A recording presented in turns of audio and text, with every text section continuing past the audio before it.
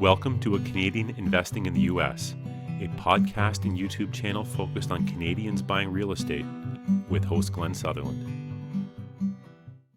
Welcome to another episode of A Canadian Investing in the U.S. This week, my guest is Scott Pawlowski. Scott, let's start by giving everybody a bit of an intro to yourself, and then we'll get into some chat about remote Airbnb.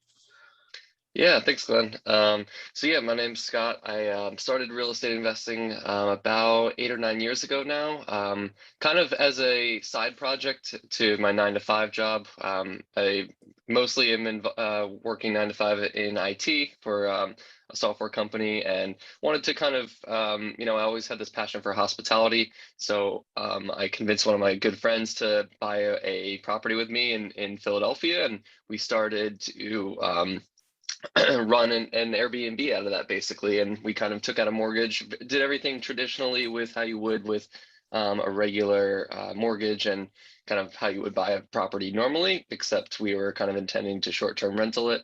And were you in Philadelphia, or where were you going from? Yeah, we were based out of Philadelphia. Yeah, me Okay. and my friend both lived there, worked there. Everything was, that was our home. Okay. And and we kind of scaled up a little bit over time. We've built up a little portfolio, and now neither of us live in Philadelphia.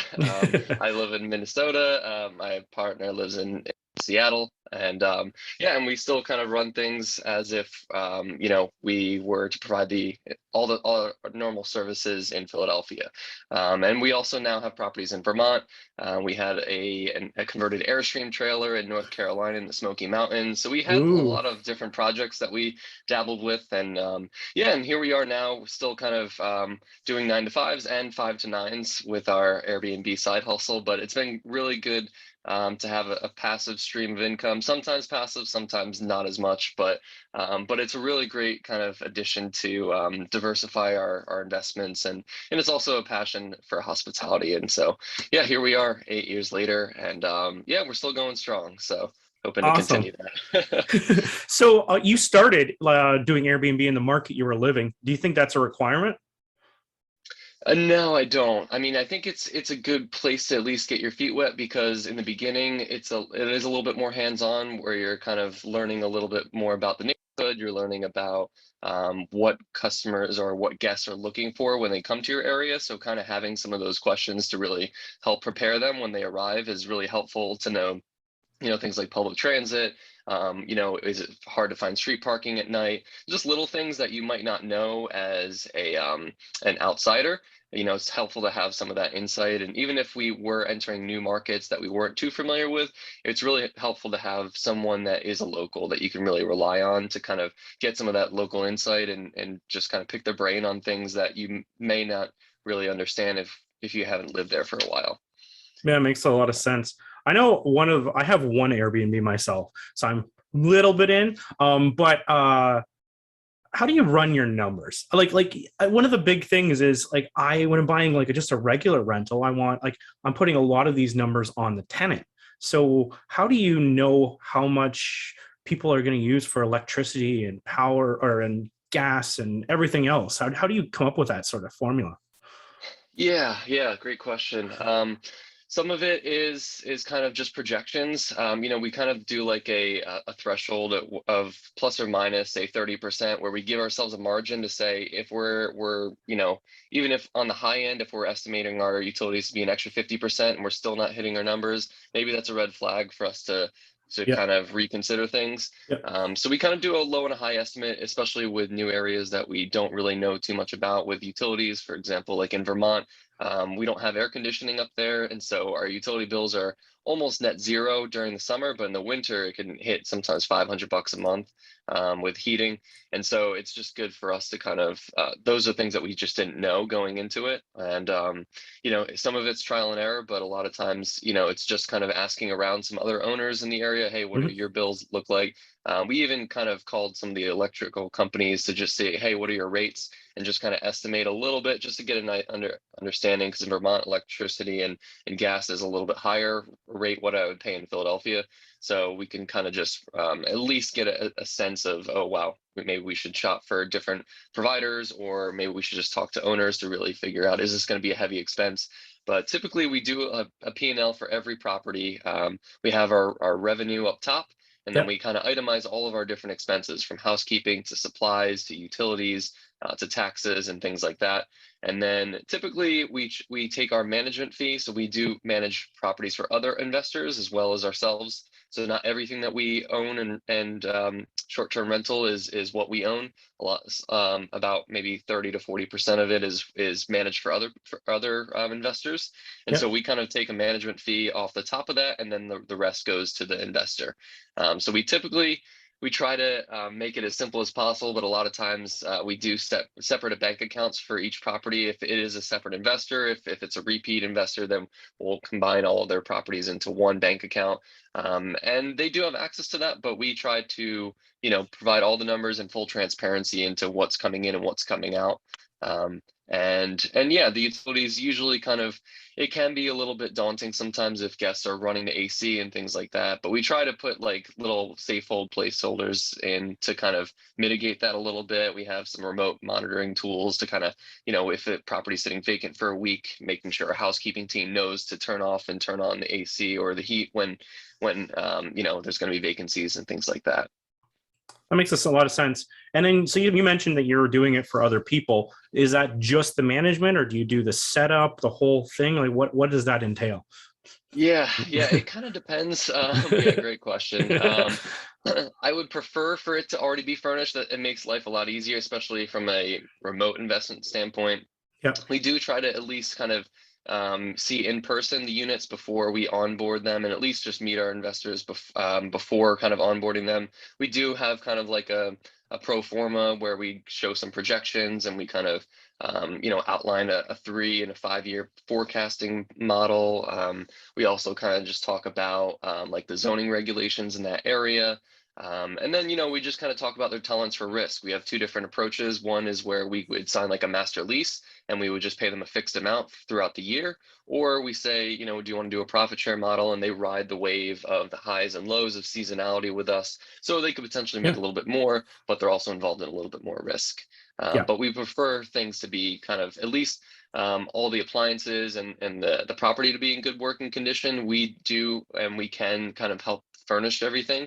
And then so we would kind of just take out basically we would pay for that upfront ourselves, and then we would basically take a sliver out of their paycheck for the next 6 to 8 months until the furnishings are basically paid back. That makes a lot of sense. Yeah, it makes a lot of sense.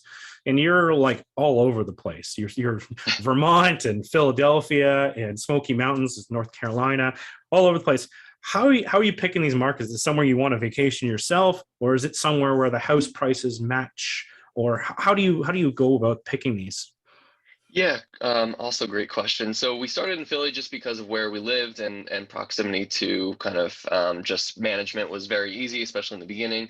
Then after we started to think about investing outside of the state and our city, we looked at kind of things that we like to do too. So we're big skiers, and so Vermont was kind of a natural tendency that we found ourselves going up there quite a bit.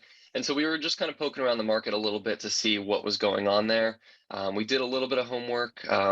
There's a couple different rental websites for short-term rentals. AirDNA we use, which is basically kind of zip code by zip code, shows you occupancy and nightly rates and things like that. We follow some of the more like the industry trends of, I know like Vacasa and a few other companies publish articles on like the top 10 winter investment properties and things like that. But really we kind of knew Killington, which is where we are in Vermont, was the place that we wanted to be. And it was really just a matter of kind of a little bit of luck.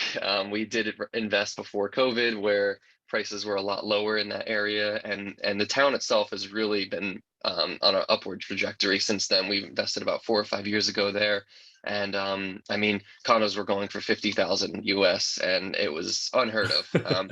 We also typically look at condos that have higher HOA fees, which seems a little bit contradictory, but that typically means that it's a little bit more hands-off for yourself as an investor. So things that we can really kind of rely on a 24/7 maintenance service, which is something that the HOA service provides. So if there is an issue at 3 a.m. where there's an overflowing toilet, we can just dispatch maintenance, and then they just send us a bill for labor, and it's typically a subsidized rate. But things like that really help us out from a remote management perspective, to kind of, handle all the things that you would normally do for like a single family home where there's no HOA.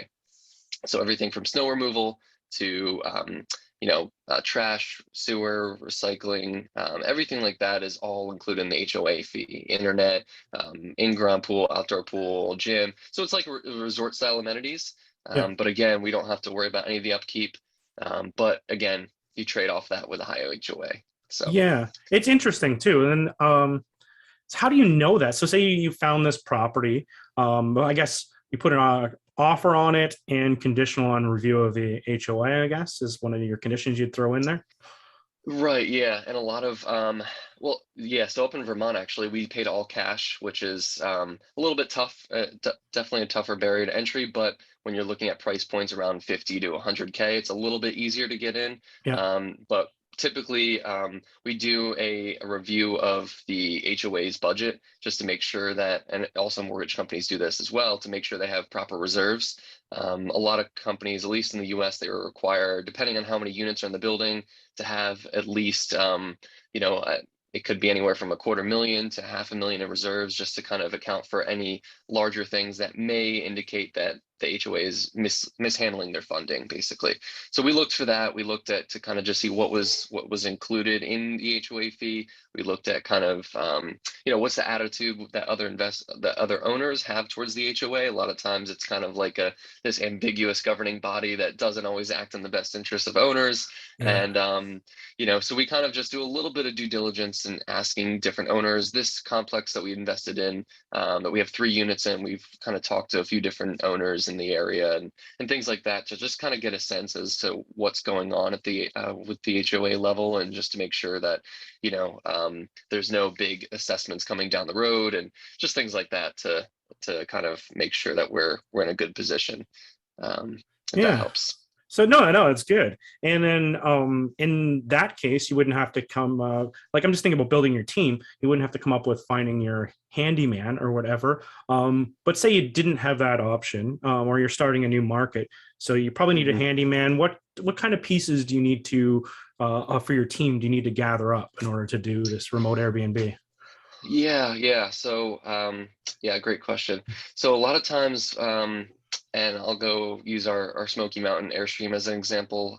We actually had acquired our Airstream and didn't know where to put it. So we got a really great deal on it. We knew we wanted to do something with it. But again, it's a very hands-on old Airstream. It was about 30 or 40 years old. And so what we started doing is cold messaging Airbnb hosts all along the Smoky Mountains to just ask them. We noticed a lot of people have large acreage of lands, and we thought that maybe if we could put this Airstream on one of their properties, we could do a profit split, and they would be interested in taking on more business, because a lot of these owners that host on Airbnb, they do have kind of an entrepreneurial spirit, and they're interested in hosting more. And it took a little while. Maybe we interviewed maybe 4 or 5 different Airbnb hosts, and we finally found one who was a handyman, who owned the land and was willing to do a 50-50 split. But that's kind of maybe a unique situation. I think when you're looking for a handyman, generally speaking, in a kind of remote area where you're not there, we use Thumbtack a lot, and we also use TaskRabbit. So TaskRabbit is kind of like an on-demand handyman service. So anything from a leaky sink to something larger where you have like a lockout of your property. We dispatch, and we kind of got to know a few TaskRabbit people in the area, and they all have different expertise. They charge an hourly rate. And a lot of times we kind of just ask them, hey, do you want to go off the platform? Would you be interested in kind of being an on-call service? We could pay a little bit more for an emergency service, but it would be great to kind of use your expertise for plumbing, electrical, lockouts, mechanical, things like that. So, I think it's just a matter of kind of looking at the different kind of on-demand services that are available in your area, and kind of, maybe experimenting, trying out a few of those services yourself, but then really just having a conversation with them after they stay to say, hey, or not after they stay, after they, Yeah. after they kind of perform the services and Yeah. see if you can kind of, befriend them and become more of a regular customer rather than a one-time person. I think that's the key is kind of relying on, one-time things versus having someone to come back that actually knows the property well is really the key. So, yeah. So you need cleaning team too, right? So you got your maintenance guy, and do you need anyone? I guess well, for an Airstream, I guess you have in your case you have someone local, but in most cases you could have remote locks. But if you don't have remote locks, you have to have probably some sort of welcome person, I'm guessing as well. Or do you have Yeah, do you have that case at all? I don't know. yeah, we do. Well, actually, no, we don't. All of our properties are keypad entry. Yeah, smart. So yeah, even the Airstream, it's a lockbox or a keypad. Yeah. And as much as we would like to be there to greet every guest in person, guest schedules are very erratic. Sometimes they Oh, say yeah. that they're coming in at 6 p.m. They don't arrive till after midnight. So for us to kind of just sit there and wait for guests to show up is just really not feasible. So, so yeah, everything is keypad entry. Our housekeeping, we do try to provide like little kind of extra going the extra mile things. So like in Vermont, we provide like maple candy, so things that are local to the area that Oh, yeah. guests might appreciate. That's kind of like an extra touch. We'll leave that on the bed. We'll leave them a little personalized note, say, hey, we're excited to have you here. Maybe we'll talk about a special event that's happening in the area. Hey, there's a beer festival happening down the road this weekend. If you're interested, here's the link, or here's where you can find out more information. Just things like that to kind of keep the personal touch there. Just because they probably don't even know that we live 500 miles away, but at the end of the day, they don't really care as long as they're getting a clean apartment, a good service, and a nice place to stay is kind of what they're. Yeah, that's really what matters. So. But yeah, trying Yeah. to go the extra mile with our housekeeping team and train them to really kind of, have some of those extra touches is really key. Yeah, you're talking about all the different events and stuff locally. Do you do like a welcome booklet or anything like that in there, or just an email, or how do you guys approach that? Yeah, we do have a welcome binder, and it's a little tough because every year it needs to get reprinted because businesses come and go, and there's just different, so many different things happening each year. But yeah, we'll just ship that out to our housekeeper. They'll put that in our in each of our properties, and we do also have a Google document that we embed a link into our welcome message as well, and that is kind of like a little bit more up to date and also.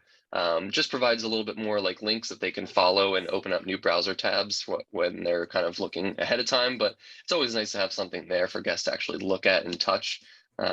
So yeah, we do a combination of both, but it's very thorough from, where to find more firewood to, things like, top 5 places to go for a hike, top 5, cheese shops, top 5 places to get maple syrup, everything that you can kind of think of, where you might want to do or go or get groceries or activities, things like that. So we try to be as informative because we've just noticed a lot of guests are asking the same questions. So it's almost like a running FAQ sheet that just keeps growing and growing over time. But it does prove to be useful. Yeah, I've heard the same thing. Airstream, that sounds so cool because for a lot of people, like, depending, especially if they're in an expensive market, just having a trailer really cuts down on everything. If you were doing that again, you find the land first, you find the trailer first, how egg or the egg or the chicken, which way do you go about this? Like, I'm just thinking some of the problems with it. Even you'd have to take it to a dumping station sometimes, and it's just running through my head quick. And typically Airbnb guests use more water, so you're going to fill that tank up more. Tell me about that. How does that work, and how do you overcome these interesting problems you have with that? Yeah, no, it's and we, to be honest, we didn't know half of the problems that exist until they started coming up when we actually were, it was already too late. So yeah, I would say for any type of like glamping or Airstream or anything like that, the first thing I think is finding your location. For us, we knew kind of the Smoky Mountain National Park, the most visited national park in the country. Also, winters are very mild. We were at a higher elevation to where summers weren't also as bad. So it was kind of like consistent year round in terms of temperature swings. So we wouldn't Yeah. have to worry about, AC or heat as much as, in Vermont or somewhere north. So that was kind of one thing, was location. And then the other thing is land. Land is very tricky. I think for what we were looking for was kind of like a more of a plug and play model, where there was a piece of land that already was outfitted for electricity, for water. And we were really just looking for a place, ideally, not this doesn't always happen, but a place that you can just kind of drop it, hook it up, and ready to go. So we were looking at like RV parks for a little bit that had more long-term rental options, and we could sublease within that, but that also proved to be kind of difficult. So we were really interested in just kind of skimming through different Airbnb and VRBO listings to kind of just message and talk to people, and we actually got a lot of contacts from those people. If they couldn't help us, they said, oh, I know someone down the road a little bit further. They have a large plot of land. They're interested in a couple different collaborative opportunities. So a lot of it is just kind of talking to locals and just cold calling, which sounds kind of a little bit archaic, but it really does work. And especially in more rural areas, that's kind of how you have to get to know people and really understand the area a little bit better. Because you hear a lot about, oh, they're doing construction on the road for the next year. You're not going to want to go up that way. That's the only access road up there. Things Yeah. like that are really helpful to really understand. And then the other part of it is once you actually find the land and find the property is maintaining kind of water supply, black water and gray water tanks. So we did have a company come out about every quarter to kind of sanitize and empty the black water tank. So we had our Airstream had a black water tank right behind it that we kind of just built a nice little fence around it, and we had it emptied quarterly, and we actually had to get it sanitized even more than quarterly. Just the lines, the smell would trickle back up to the Airstream, and so we had to keep that sanitized and make sure we kind of have different valves to kind of keep things from not Yeah. permeating back into the unit. It was actually kind of a little bit tricky in the beginning. So Blackwater is tricky. Water, luckily, had a water line, and we actually had internet as well. The place that we were on was right along the bank of a river, actually. So it had a beautiful view. We built a little deck around it. And it was a dirt road that came up to it. So it was a little bit, you didn't need a four-wheel drive vehicle, but you just definitely had to be careful when you're coming up there, because it was a little rocky and things like that. But those are all different things to kind of keep in mind, though. It's, there's no kind of one size fits all approach with these. Every situation is really different, but I think it's a really unique opportunity that, especially during COVID, everyone's looking to get out into nature. And I myself am always looking for different glamping opportunities. There's even glamping websites. So I think there's a lot of different niches that you can find to make something like that work. And the cost of entry is a lot. The barrier to entry is a lot easier to get in. I mean, we only paid $8,000 for our Airstream, and rather than getting a home mortgage and things like that. So it's just a different kind of diversification and a whole different ball game. But I think it's definitely one worth pursuing for sure. That's cool. What did it, I'm just thinking, like, you did all this stuff to the property. What did it look like when you first got it? Was it just like extension cords and like a long water hose run from a barn or something? Like, how did it look when you first got it? Like, Yeah. So it was funny because actually the property that we ended up putting our Airstream on, the guy that owned the land, he was a tiny house builder. So it was actually already outfit for other different tiny houses. And he wanted to actually just diversify rather than have a fleet of tiny houses. He thought, well, maybe we could do an Airstream in addition to some of these tiny houses. So it was surprisingly already the electrical outlets were set up, and the water lines were already set up. So of course, in the beginning when it showed up, we were just trying to figure out how to architect where to put the Airstream. The light is a big thing. Shade over the trees. Slope of the land, so there's no like erosion or things like that. So those are all kind of just things to keep in mind when we were doing it. We did have to put cement pylons in to kind of prop up the deck, and also put a cement barrier underneath the wheels, because things tend to sink over time. So we did have to kind of do a little bit of work to kind of till the dirt in the area around it, and just kind of get it set up in a position that we wanted to have some privacy, but also be optimized for the conditions that it was in as well. And where my mind goes, like, because I'm like, oh, this is so cool. like I should do this, but then I know, like, if you step back and you're gonna go, wait a second, if someone already has all this outfitted for a tiny home, why wouldn't they just get the RV? How did you swing that? Because they're, Yeah. Yeah, no, that's a great point. I think one part of it was that they were the tiny house builder, but they didn't want to run and manage it as well. So they weren't really interested in the day-to-day operations. They were happy to be kind of like on call for emergencies and, help out with general upkeep of the land. But he didn't want to have to worry about marketing it. He was more interested in, he was a real estate builder, not a kind of Airbnb short-term rental guy. So he didn't really understand the numbers and kind of just how the marketing aspect worked. So he said, leave that to you guys. And at the end of the day, he could have definitely found an Airstream and found someone else to kind of help manage it for him that may be a little bit more local. I think it was also just kind of timing. We were in the right time at the right place where he was just finishing up a few tiny houses. He had some extra land, didn't really think about what he was going to do it. Maybe he would have put another tiny house on there. But I think we kind of just cold messaged him at the right time, and we kind of got to thinking a little bit, and it worked out pretty well. That's awesome. And so I'm guessing, like, since this was all set up, you didn't have to deal with permits or anything like that. He would have done all that stuff ahead of time. Exactly. Yeah. So the property was actually zoned already for short-term use, but also out there in the Smoky Mountains. Do you need to get it zoned for short-term use? I guess if you got put it on farmland or something, I guess you could get in some trouble. Yeah, I don't know. When we first started, you didn't actually need to, but the area got more and more built up for tourism, and I think people started catching on, like, because a lot of people were coming to the area, and I think developers are starting to catch wind of this, and so they started to put some restrictions in place. It was a fairly simple process to get a permit, but that was something that we had to keep in mind. And luckily, I mean, it was only maybe a half an acre of a land, but the fact that it was right on the river, and it was nice and secluded, it was the perfect spot for more of a short-term rental use. But yeah, they had all the electrical and all the permits ahead of time, which is great. They were just a matter of what was the vessel to hold guests, whether it's a tiny house or an Airstream or a yurt or whatever.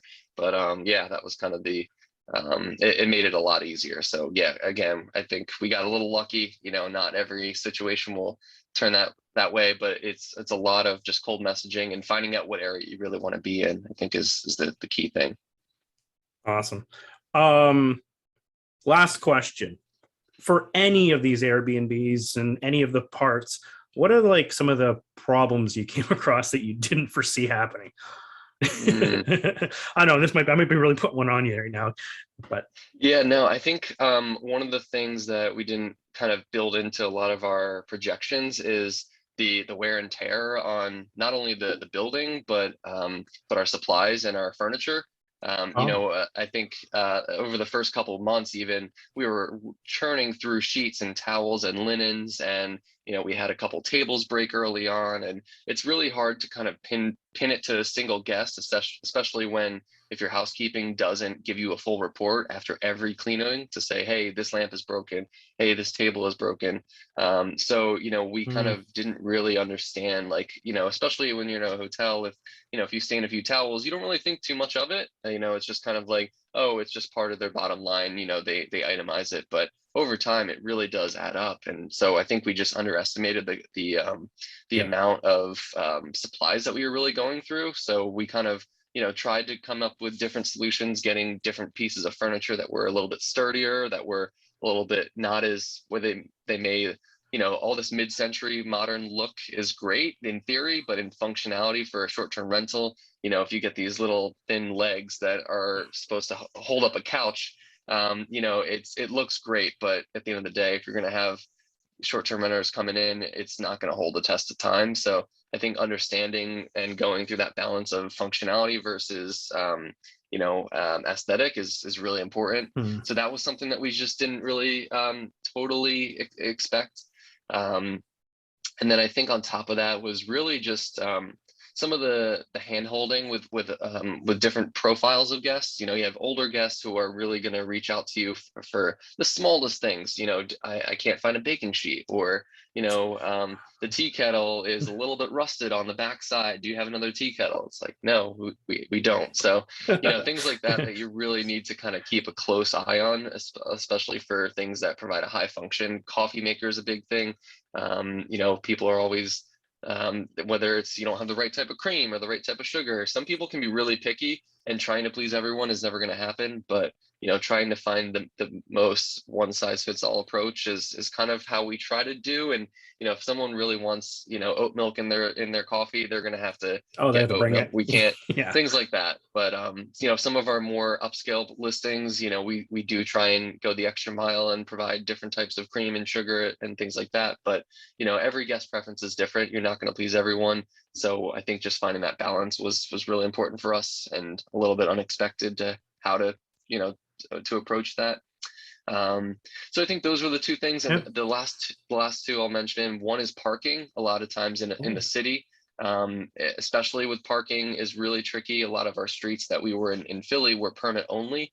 So trying to work out different options for guests to park was really tricky, especially as the neighborhood was slowly gentrifying. Parking became more and more difficult. So we did partner with a local garage that was about 3 or 4 blocks away. And while it wasn't, you know, right in front of the property, it was a good compromise for guests to say, oh, at least there's a safe place for me to park, even though they may have to walk for 10 or 15 minutes to get to their property. So that was one thing. And then the other thing was trash collection was really hard, because especially in cities, you're not really supposed to put your trash bins out front. And so we had our trash bins in the backyard a lot of times, but if there is a trash day on Friday and there's a guest staying from Thursday to Sunday, it's really hard for us to ask the guests, hey, can you bring the trash cans to the front and then bring them back when they're done, you know, especially if they're on vacation, they don't want to have to worry about trash. So trash can really pile up. So really finding a more permanent solution to that was really tricky in a lot of our units. So things just to keep in mind in the back of your head of how to handle trash, how to handle parking, you know. I think those were little surprises, but yeah. Oh, those are good thing. I didn't even think of trash, but that's a great thing. I don't know, somehow it just magically disappears at my place. Right. Yeah. Somebody just takes it every week. That's great. Scott, thanks for coming on the show. I really appreciate it. Hey, thanks for having me. Before you go, if you have contact information, people want to track you down, how do they find you? Great question. They can find us. You can shoot me an email. You could do KillingtonCondoRentals.com is our website. That's where all of our Vermont properties are, but you can reach out to me via any one of our properties there. I manage that website and everything from there. Also, you can just shoot me an email, spawlowski21@gmail.com. That's my email, and I'm happy to answer any questions or, you know, point anyone in the right direction. So yeah, I appreciate it. Awesome. Thanks again. Thanks so much for coming on the show. There was a lot of content there. I love it. Awesome. No, I'm happy to share it. There's a lot to learn and a lot to know, and yeah, we're still learning as we go. So yeah, it's a fun, and you know, I think that's why I love it, is no 2 days are the same, which is really cool. Awesome. Thanks. All right. Thanks, Glenn. Appreciate it.